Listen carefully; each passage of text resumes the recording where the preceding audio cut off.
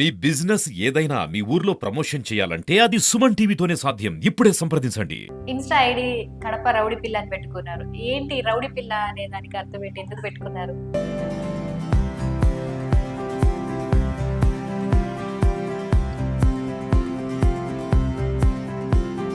నేను రూట్ గా బిహేవ్ చేస్తా.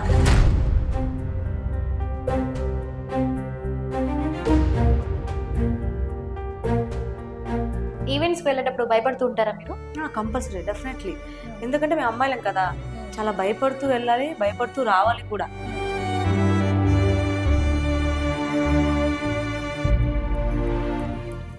ఓకే, చూడడానికి ఎంత క్యూట్ ఉన్నారు కదా. ఎంతమంది ప్రపోజ్ చేశారు మీకు? ప్రపోజ్ అంటే చాలా మంది చేశారులే కానీ, బట్ ఇప్పుడు నాకు అది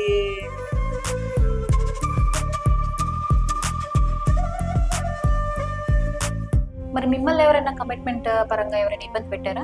పెట్టారు. ఆ ఫీల్డ్ లో ఉంటే పిలిస్తే వచ్చేస్తారా? కాదు కదా.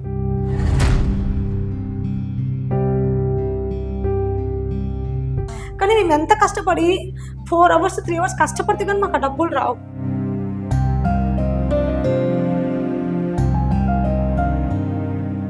హాయ్, నమస్తే, వెల్కమ్ టు సుమన్ టీవీ. నేను మీ శిరీష. ఈ రోజు మన స్టూడియోలో ఒక స్పెషల్ గెస్ట్ ఉన్నారు. తను ఎవరా అనుకుంటున్నారా? ఎవరో కాదండి, మన కడప రౌడీ పిల్ల సోనియా. అసలు ఎవరి రౌడీ పిల్ల, ఎవరి సోనియా అని అనుకుంటున్నారా? తనతో ఈ ఇంటర్వ్యూలో తన గురించిన విషయాలన్నీ కూడా తనతో మాట్లాడి తెలుసుకుందాము. సో ఇంకా లేట్ చేయకుండా మన రౌడీ పిల్లకి హాయ్ చెప్పిద్దాం. హాయ్ అండి. ఓకే, హాయ్ అండి, ఎలా ఉన్నారు?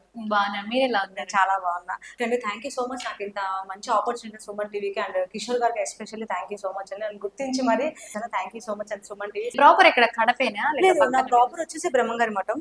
మా మమ్మీ డాడీ కూడా బ్రహ్మంగారి మఠం. ఎందుకని ఈ ఫీల్డ్ ఎంచుకున్నారు? ఈ ఫీల్డ్ అంటే నాకు డాన్స్ అంటే బాగా ఇష్టం. యాక్చువల్లీ స్కూల్లో చదివేటప్పుడే నేను మా మాస్టర్ తో డాన్స్ నేర్పించడానికి వస్తే తనతో బయట షోలు చేస్తాను అనమాట. అంటే ఏ ఏజ్ నుంచి నేర్చుకున్నారు? నేను 8th క్లాస్ నుంచి 8th క్లాస్ నుంచి నేర్చుకోవడం. కానీ ఈ ఫీల్డ్కి రావడం నేను 2013లో ఈ ఫీల్డ్కి వచ్చాను. 2011 నుంచి చేస్తున్నా, సీనియర్ నేను కూడా. ఈ ఫీల్డ్కి వచ్చి అంటే డాన్స్ తో ఇంట్రెస్ట్ తో ఈ ఫీల్డ్కి వచ్చాను. ఓకే, అంతే. ఇంకా డాడీ డాన్స్ మాస్టర్ ఎవరు? మా శ్రీకాంత్ మాస్టర్ అని పొద్దుటూరు అనమాట. తనే నాకు లైఫ్ ఇచ్చాడు. మీరు ఒక్కరేనా? అన్నదమ్ములు, అక్క చెల్లెలు ఎవరైనా ఉన్నారా? లేదు, నేను మా సిస్టర్ ఇద్దరమే ఉన్నాం. ఇంకా బ్రదర్స్ ఎవరు లేరు మాకు. ఇంకా మేము ఇద్దరమే ఉన్నాం అనమాట. అసలు మీకు ఇంట్రెస్ట్ ఎందుకు వచ్చింది డాన్స్ చేయడానికి? అంటే చిన్నప్పటి నుంచి నాకు ఇండస్ట్రీలో వెళ్ళాలని గోల్ అనమాట. చాలా చిన్నప్పటి నుంచి ఫీల్డ్ లోకి వెళ్ళాలి, సినీ ఫీల్డ్ లోకి వెళ్ళాలి అని. కానీ ఆ గోల్ ఇంకా రీచ్ అయ్యలేకపోయి ఇక్కడికి ఆగిపోయి ఇంతతో ఓకే నాకు చాలు స్టేజ్ ఈవెంట్స్ అన్నారు, అంతవరకే ఓన్లీ స్టేజ్. ఇప్పటికి చాలా ఫేమ్ అంటే ఇంకా గ్రేట్. ఫస్ట్ ఆఫ్ ఆల్ నా ఇన్స్టా ఫ్యాన్స్ కి థ్యాంక్ యూ సో మచ్, నా ఇన్స్టా ఫ్యామిలీకి కూడా. తర్వాత ఇంకో ఈవెంట్ వల్ల దాని వల్ల కూడా నేను చాలా ఫేమ్ అయ్యాను. ఫస్ట్ ఆఫ్ ఆల్ చాలా కష్టపడ్డాను ఇన్స్టా రీల్స్ కోసం. ఫస్ట్ టిక్ టాక్ లో బాగా ఫేమ్ అయ్యేదాన్ని. టిక్ టాక్ చేశాను. 1.7 million నాకు అప్పట్లో తీసేశారు. తర్వాత ఇన్స్టాలో ఇలా ఫేమ్ అయ్యాను అనమాట. టిక్ టాక్ లో 1.7 million ఫాలోవర్స్ ఉన్నారు కదా, మరి సడన్ గా బ్యాన్ అయినప్పుడు మీ ఫీలింగ్ ఏంటి? బ్యానర్ ఫీలింగ్ ఒక 5 days ఫుడ్ తినక ఏడ్చుకుంటూ కూర్చున్నా ఫస్ట్ ఆఫ్ ఆల్. తర్వాత లైక్ యాప్ లో కూడా చేసేదాన్ని. అది అంత లేదు, దీని అంత ఫేమ్ అది లేదు. తర్వాత లైక్ లో కూడా అలా మెల్లమెల్ల చేస్తే తర్వాత ఇన్స్టాలో ఇలా కష్టపడితే ఇలా తీసుకుంటే 53K పాయింట్ సంపాదించేసాను. ఫైనలీ 1 lakh వస్తే నా డ్రీమ్ ఫుల్ఫిల్ అనమాట. అవుతుంది, ఖచ్చితంగా అవుతుంది. Thank you. ఇంకా మీకు ఈ డాన్స్ టాలెంట్ ఉందని ఫస్ట్ గుర్తించింది ఎవరు? గుర్తించిన మాస్టర్ గుర్తించి నన్ను ఫీల్డ్కి ఎంటర్ చేసింది కూడా ఆయన. నన్ను ఫస్ట్ ఆఫ్ ఆల్ ఈ కడపకు వచ్చిన తర్వాత ఫస్ట్ బ్యాన్ చేసి సతీష్ అన్నని ఫస్ట్ ఆయన చేశాను. తర్వాత నేను కడపలో అందరికి ఇండివిజువల్ గా ఇంకా వెళ్ళిపోతా ఉన్నా సింగిల్ గా నేను. మీరు స్టేజ్ పైన డాన్స్ చేసేటప్పుడు అందరూ ఎంజాయ్ చేస్తూ ఉంటారు, కానీ స్టేజ్ వెనకాల చూస్తే అంటే చాలా దారుణంగా మాట్లాడుకుంటూ ఉంటారు మీ గురించి. అవును. సో అట్లాంటి సిచ్యువేషన్స్ ఏమైనా ఉన్నాయా? మీరు చేదు అనుభవాలు ఏమైనా ఉంటే మాకు ఒకసారి చెప్తారా? చేదనవాలంటే బ్యాక్ సైడ్ రే అది చాలా బాగుంది రా, చూడరా ఇది చూడరా అంటూ ఉంటారు అనమాట.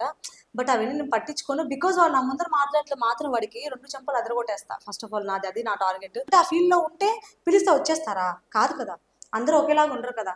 మనం ఏంటి, మన టాలెంట్ ఏంటి మనం చూపించుకోవాలి, అంత మించి ఇంకేం లేదు కదా. అంటే ఇప్పుడు ఈ ఫీల్డ్ ఎలా ఉందంటే, ఇప్పుడు ఈ జనరేషన్ ఫస్ట్ జనరేషన్ చాలా పద్ధతిగా ఉండేది. చాలా పద్ధతి అంటే అమ్మాయి వచ్చింది ఆకొక సీనియర్ ఎక్స్పెక్ట్ ఇవ్వాలి. కానీ ఇప్పుడు అలా లేదు. ఎవరెవరో జూనియర్స్ వచ్చి ఇప్పుడు విత్ కమిట్మెంట్స్ ఇచ్చి కూడా షోలు చేస్తున్నారు. అప్పుడు మేమేమైపోవాలి? కమిట్మెంట్స్ మేము అడిగితే ఎక్కడెక్కడ నుంచో వచ్చి ఇప్పుడు మీరు షోలు చేసి డిమాండ్ చేస్తే పేమెంట్ల కోసం మళ్ళీ సీనియర్ ఎక్కడ అయిపోవాలి? మీకు డబ్బులు వస్తే కమిట్మెంట్ ఇచ్చేస్తారా? మీ టాలెంట్ చూపించుకోండి. ఇంకా మేమంతా వేస్ట్ కదా చేసి. అసలు మమ్మల్ని ఫాలో అవ్వరు. నిన్న కాక మొన్న వచ్చిన జూనియర్ కూడా ఇప్పుడు కూడా బిల్డప్ చేస్తే ఇంకా సీనియర్స్ మేము ఇక్కడ ఏమైపోవాలి? మరి మిమ్మల్ని ఎవరైనా కమిట్మెంట్ పరంగా ఎవరైనా ఇబ్బంది పెట్టారా? పెట్టారు, కానీ ఆ షో వద్దనుకొని వచ్చేసాను నేను. ఇప్పుడు ఒకరికి ఇచ్చిన తర్వాత వాడు ఎంత చిన్న చూపు చూస్తారో నాకు తెలుసు. వాడికి నేను కమిట్మెంట్ ఇచ్చి నేను షో చేయాల్సిన అవసరం, ఎందుకంటే బికాస్ నా టాలెంట్ చూసి ఎవరైనా పిలుస్తారు. ఇప్పుడు బికాస్ చాలా మంది నేను తెలుసు, సోనక్క ఫుల్ టాలెంటెడ్, అక్క డాన్స్ రేస్ఫుల్ గా వేస్తుంది, మాకు చాలా అక్కను పిలిస్తే చాలా, ఆల్మోస్ట్ చాలా మంది ఈవెంట్స్ వాళ్ళు చాలా మంది నా ఫొటోస్ పెట్టి నన్ను పిలుచుకునే వాళ్ళు ఉన్నారు షోలకి. ఆ టాలెంట్ చూపించుకుని చాలా వాళ్ళు కమిట్మెంట్ ఇచ్చి నేను వాడి దగ్గర ఉండి షోలు చేయాల్సిన కర్మ నాకు అసలు అవసరం, అసలు అలాంటి ఫీల్డ్ నాకు వద్దు.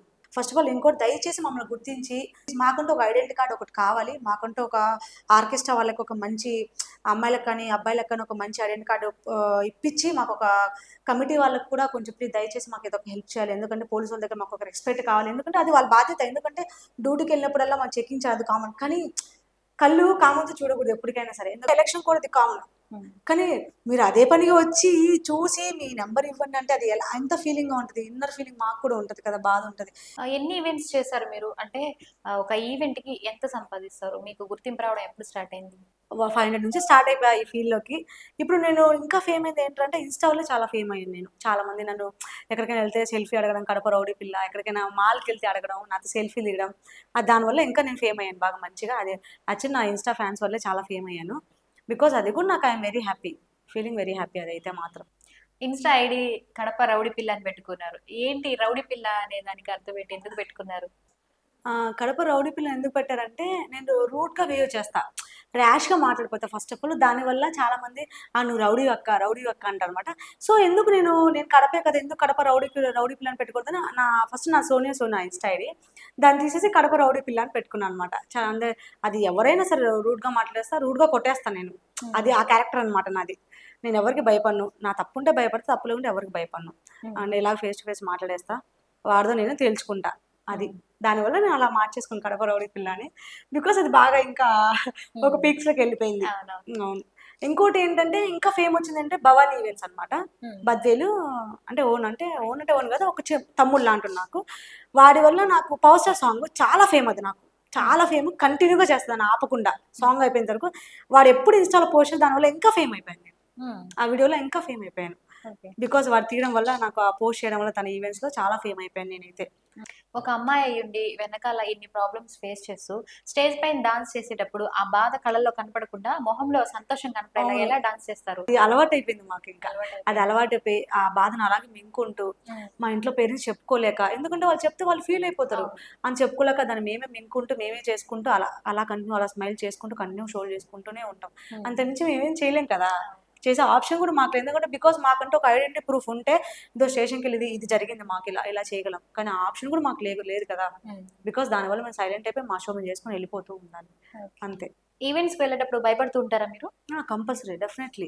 ఎందుకంటే మేము అమ్మాయిలం కదా, చాలా భయపడుతూ వెళ్ళాలి, భయపడుతూ రావాలి కూడా. మాకంటే ఒక సెక్యూరిటీ ఉండదు, ఏముండదు. సైలెంట్గా వెళ్ళాలి, సైలెంట్గా వచ్చేయాలి. వాళ్ళు మాకంటే స్పెషల్ వెహికల్ పెడతారు అనమాట. ఆ వెహికల్ వెళ్ళాలి, మళ్ళీ వాళ్ళు తీసుకొస్తారు, మళ్ళీ వాళ్ళు మమ్మల్ని డ్రాప్ చేస్తారు. బికాస్ వాళ్ళు ఉంటే భయం ఉండదు, మేము సింగిల్ గా బస్సులో వెళ్ళాలి కదా, ఏ టైం అవుతుందో తెలీదు.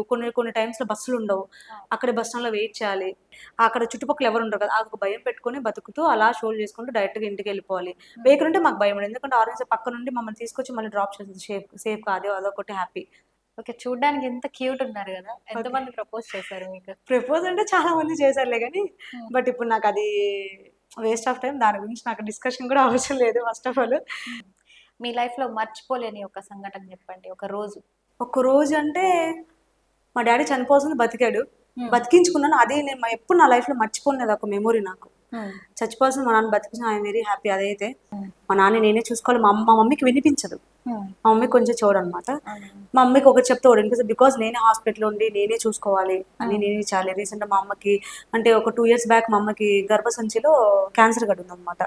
రిమ్స్ లో ఆపరేషన్ చేసినప్పుడు అప్పుడు కూడా నేనే మా అమ్మని చూసుకోవాలి. మిమ్మల్ని బాగా లైక్ చేసే ఫ్యాన్స్ కి ఏమైనా చెప్పాలనుకుంటున్నారా? డెఫినెట్లీ చెప్తానండి. నిజంగా నన్ను ఇంత ఫేమ్ చేసి నాకు ఇంత సుమన్ టీవీ, మన కడప సుమన్ టీవీలో ఇంత మంచి ఆపర్చునిటీ ఇప్పించిన ఇన్స్టా ఫ్యాన్స్ కి, నా ఫ్యామిలీకి really thank you so much and love you both. చూసారు కదండి మన కడప రౌడీ పిల్ల సోనియా ఇంటర్వ్యూ. తను ఎంత కష్టపడిందో, ఎన్ని ప్రాబ్లమ్స్, ఎన్ని స్ట్రగుల్స్ ఫేస్ చేసి ఈ స్థాయికి వచ్చిందో. కష్టపడితేనే ఈ స్థాయికి రాగలరని తను చూస్తేనే అర్థమవుతుంది. సో మీకు ఈ ఇంటర్వ్యూ ఎలా అనిపించిందో కామెంట్ సెక్షన్ లో కామెంట్ చేయండి. అలాగే మన కడప సుమన్ టీవీ ఛానల్ ని సబ్స్క్రైబ్ చేయండి.